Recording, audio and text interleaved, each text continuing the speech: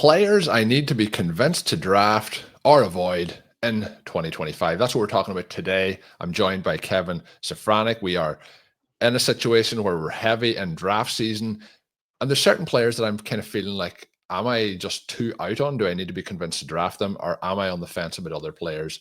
And we'll go through some of those names today, and Kevin's going to try and help me make those decisions. Hopefully, it'll help some of the listeners. The list I put together are both some of my kind of inquisitions and also ones that I know I've been getting listeners submitted questions, whether through YouTube comments or through emails. So I thought I would put them here towards Kevin. We also recorded earlier this week where we talked about two offenses we think are being overlooked and have huge fantasy upside. You can check that out on the RotoViz Fantasy Football podcast feed. We also did a Best Ball Mania draft, which posted up on the RotoViz Overtime podcast feed. You can check that one out as well. But Kevin, are you ready for the challenge here to convince me one way or the other what we should be doing with these particular players? Yeah, we're gonna do our best. Gonna say I got the show sheet, and there's a couple of like, you know what? I better dive a little deeper into these guys because especially the one at the top. I mean, the one at the top was the hardest one. So I guess we'll kick it off the hard one. No softballs here. Yeah, we'll jump straight in. The first one off the board is Jaylen Waddle. We obviously had the trade last week where Johnny Smith ends up with the Steelers, and that leads to a situation where you're looking at maybe the options behind Johnny Smith in terms of who's next up for targets. Not sitting necessarily at tight end. They do take in Darren Waller, which again may work out. Was kind of head scratching at the time.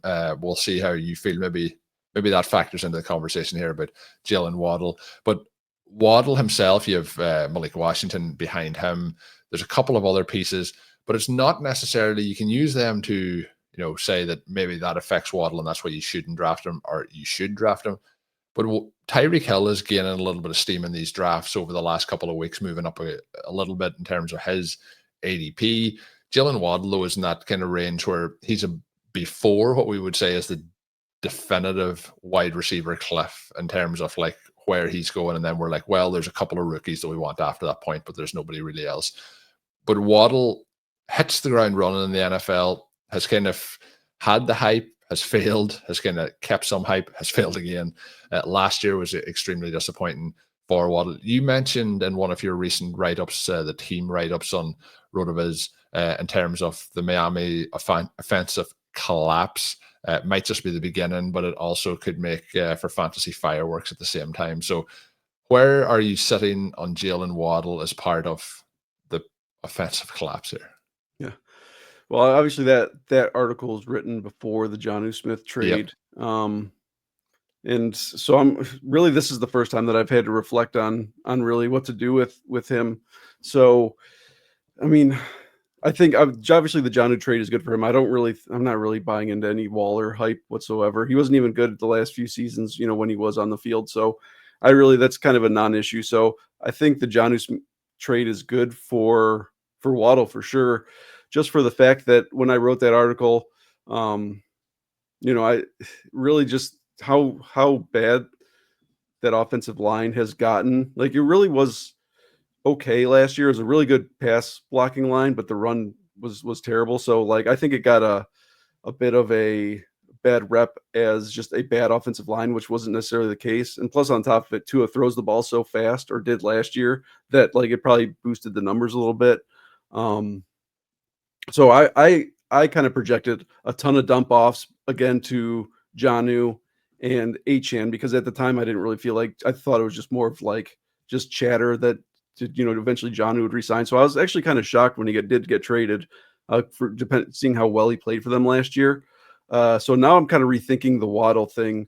And I think, right now in the best ball FFPC best ball tournament, he's wide receiver 31, which I think is fine. Because really his biggest thing is just, staying on the field and being consistent. And it's really odd because their line got worse this year. So, there's been I've heard Tua, rumored that Tua is trying to get the ball out even faster. He's working on getting the ball out even faster this year. So, I don't know how many, deep shots Tyreek and stuff is going to really get this year. So really, I think, if you look at my exposure, Waddle, he's got to be under like 2-3% right now, because I was not drafting him whatsoever. But now I think maybe I mean, he's okay. He's fine at his price. Really, like in points per game. So you saw his first 2 seasons. He was wide receiver 13, wide receiver 14, but then he's had the hiccups over the past few seasons. So I mean, I guess that's I don't know if that's the great answer or definitive answer that people want. Waddle's fine at his so I do need to, I probably will start taking him a little bit more because I do like the correlation between the Buccaneers and the Dolphins for week 17 if you're thinking best ball. So I mean, he's okay, and I think the Jonnu trade definitely boosts him up a little bit. So I mean, maybe he's undervalued at this point. Really, I just probably need to work through my feelings on that after drafting him in the second round last year. When we look last year, like Johnny Smith had 112 targets in this offense, and if we look at the wide receivers, then Tyreek Hill had 121, Waddle had 83. So like, there's only so many targets can go the way of Tyreek. Some of them are going to have to go somewhere else, and the rest of the tight ends like combined for short of 50 targets between the other kind of 3 or 4 guys. So it was Johnny Smith, and I don't see a situation really where all those targets are gobbled up by Waller when he comes in.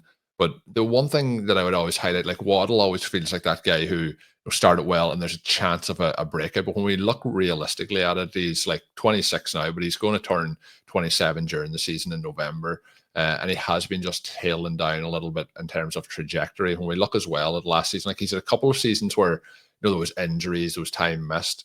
But last year, like between him and Tyreek Hill, like they weren't that far apart in terms of like routes run. And just the delivery, and like obviously the way the season played out was not good for Waddle. So I'm definitely much more on the Tyreek Hill side of this offense. Jaylen Waddle is in an area too where it is before the cliff, but there's also a multitude of wide receivers going in that same area that I have prioritized as targets. So I find it hard there to draft Waddle. So I'm still off on the offside of the draft. I'm avoiding Waddle, and I think that was what you were trying to convince me to do, but I couldn't fully tell.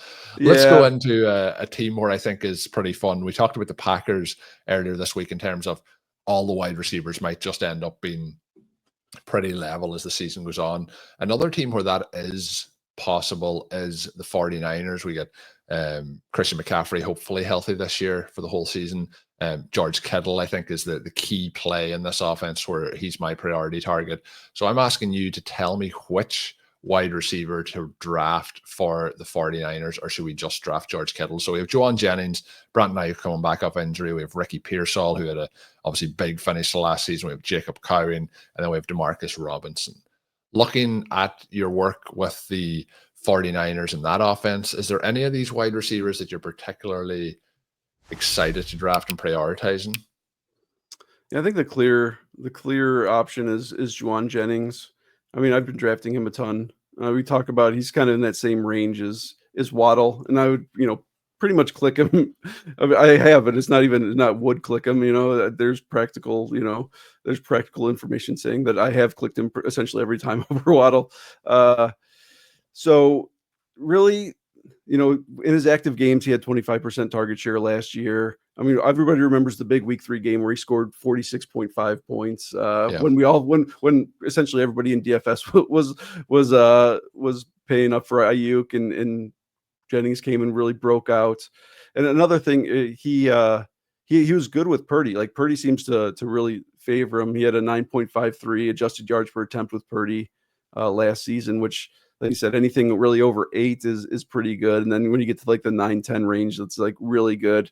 But the one thing that really that people may not really be taking into account right now, and this could just be the factor of like really how the season played out for the 49ers with so much, Debo in and out, and Aiyuk, got hurt, and Pearsall they're trying to work him in. But really, Jennings was very boomer bust last year, more so than people would think. He was a wide receiver 3 or worse in 73% of his games.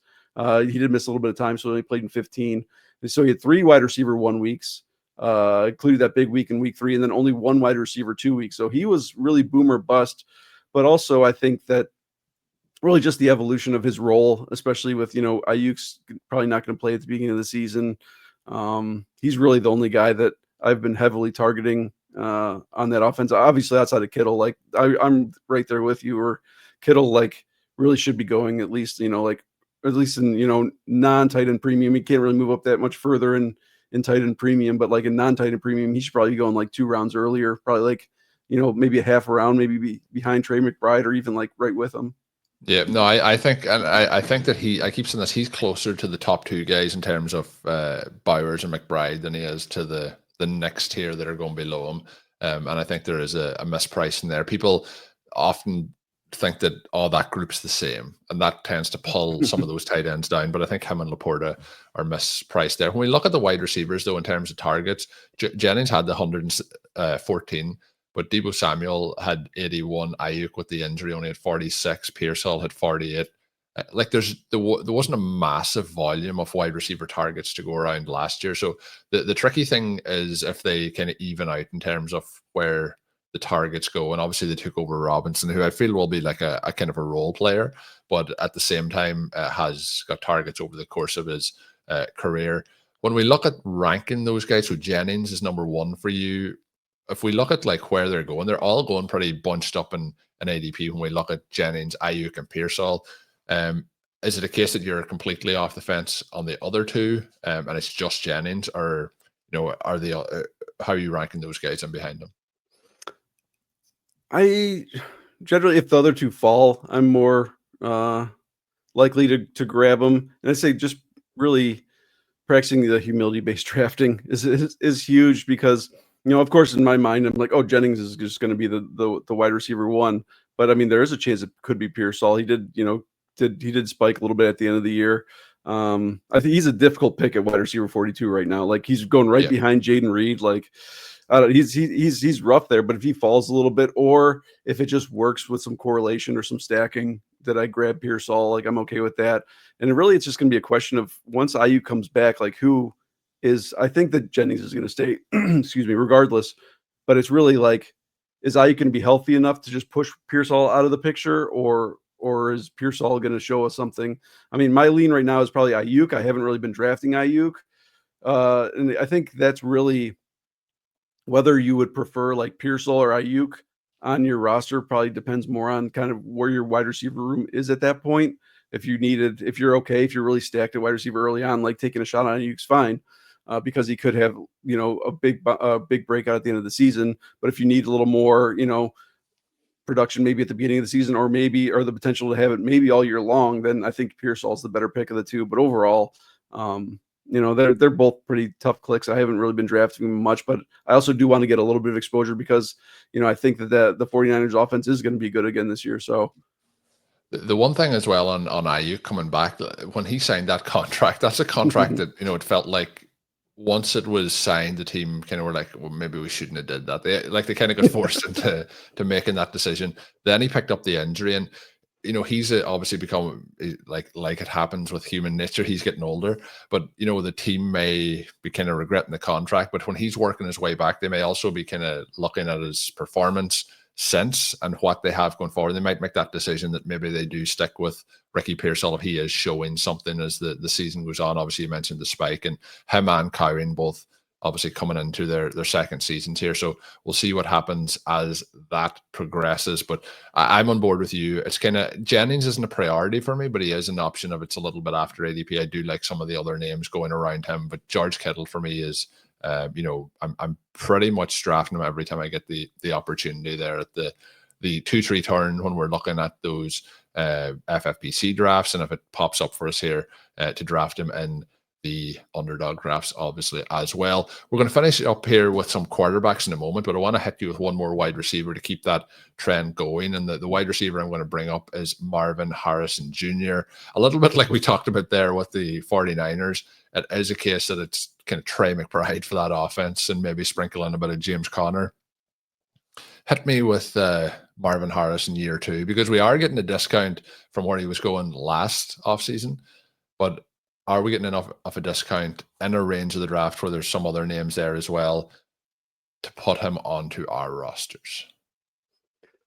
I mean, he's a tough one. He's been a tough one for me all year through drafts, just for the fact that, I mean, there's some good. I like Garrett Wilson a lot this year. Just, as maybe a breakout. He's already got the volume pretty much locked up in New York. There's just a lot of guys to pick from right there. So really, a lot of times, and especially going at that, in most drafts, he's going right there, like around the 2-3 turn, where you could stack him up with like T. Higgins, Jamar Chase, like that whole Week 17 correlation play. And McBride goes right there too. So it's easy to kind of really stack up that game, which is probably going to be, a really fun one in Week 17. But overall, like it's really like I need to be kind of convinced to draft him. And I think, it's not even essentially like his fault necessarily. I think it's really needs to be the Cardinals coaching staff that really just uses him better. He had a 13.0 ADOT last year, which was seventh, the seventh highest ADOT among wide receivers with 75 targets. And if you're really getting, obviously he's good at it. That's one of the things that he did really well in college, but really if you draft a guy fourth overall, like you should be using him, a little more effectively, I would think. So I think a lot of it really just is up to the coaching staff really using him and really just kind of taking advantage of him more than just a deep threat. He's great in the end zone.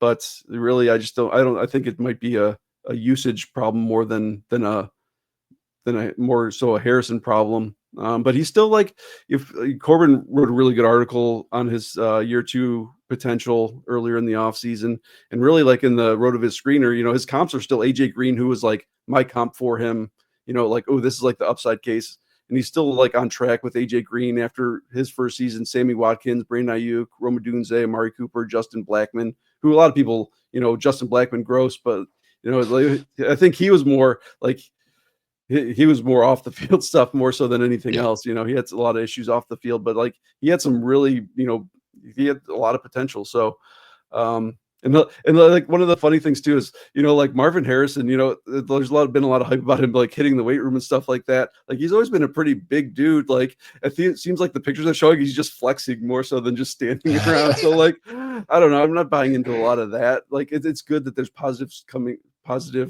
reports coming out about, oh, he's, in the weight room or he's doing really well in practices. But overall, I think it really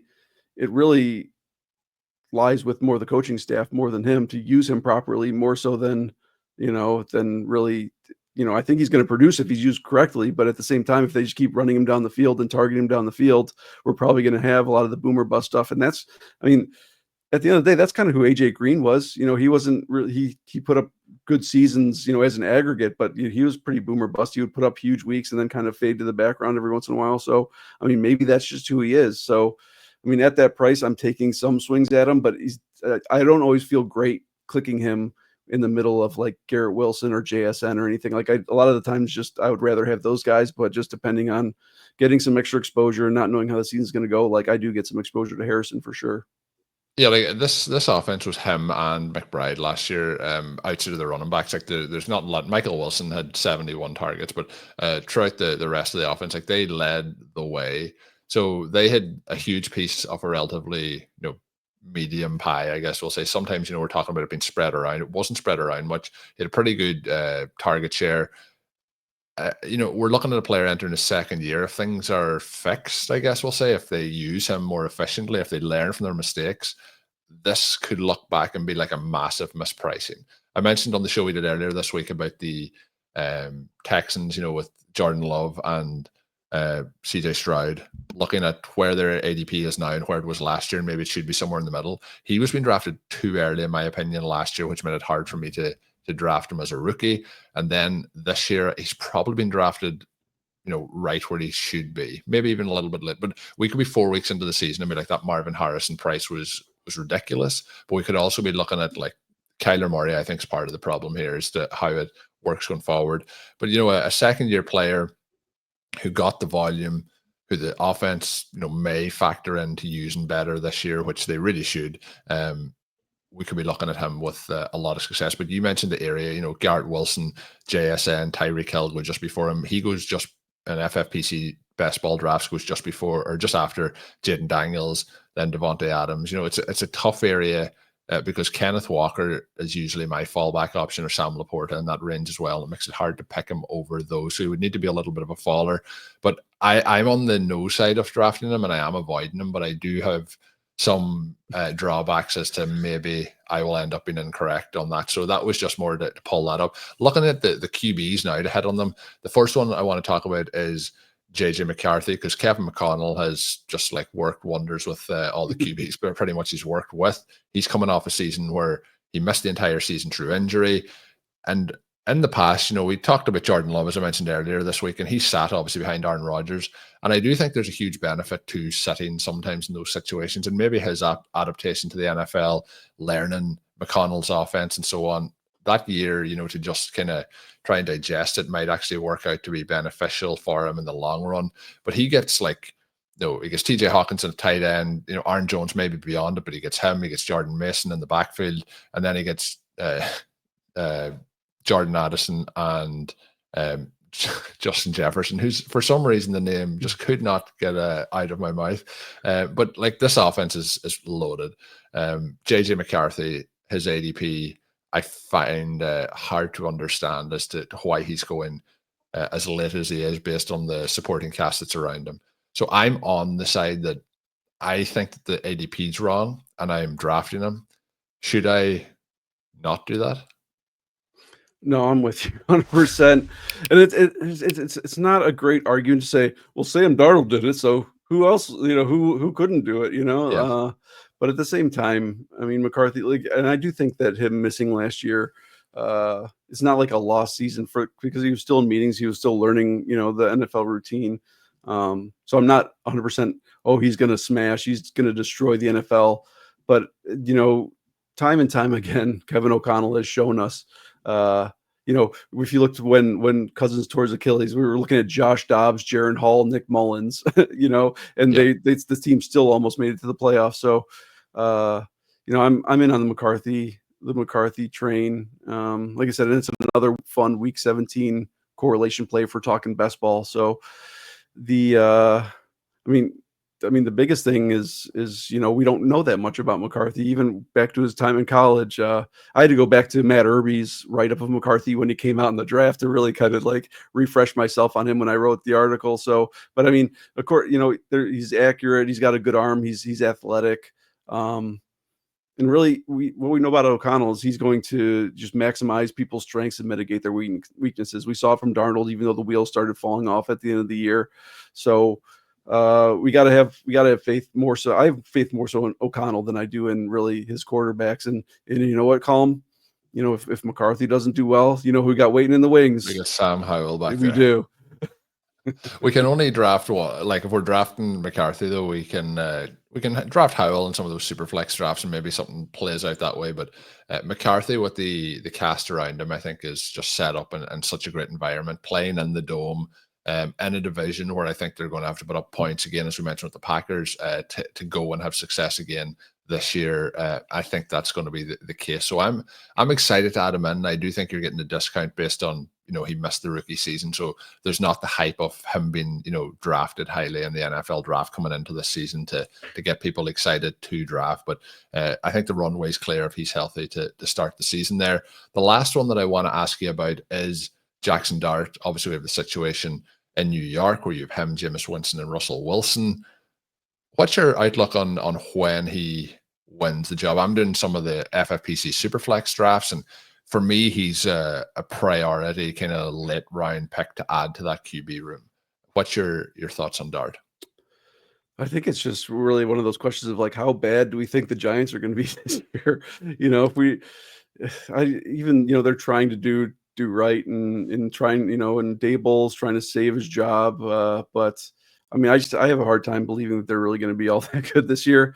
I mean, I think they're going to be good for fantasy. Obviously, I'm not shying away from like Malik Neighbors or anything like that. And I like the running backs, but really, I feel like as soon as there's, their dreams are dashed for really making the playoffs, we're probably going to see Dart thrown in there.